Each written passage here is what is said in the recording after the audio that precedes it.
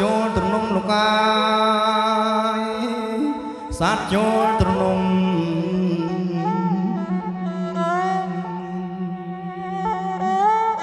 លោកមេបាប្រុងស្រី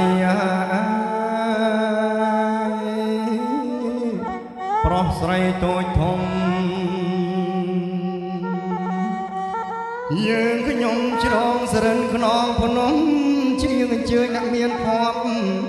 ឡើងគង់លើកំរាល3ជាន់លោកអាយ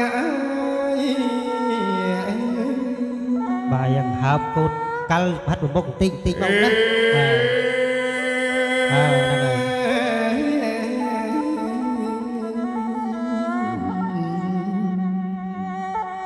កំរាលជាន់ទី1ជើញលោកបាប្រុសស្រីឡើងគង់លើកំរាលទឹកប្រាំងលោកអាយ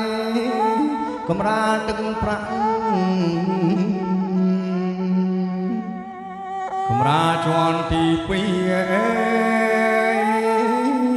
ល្អឯកណាស់បន្ទាប់ពីកំរាលទឹកប្រាំងជើញឡើងគង់លើកំរាលទឹកមាសកំរាលជាន់ទី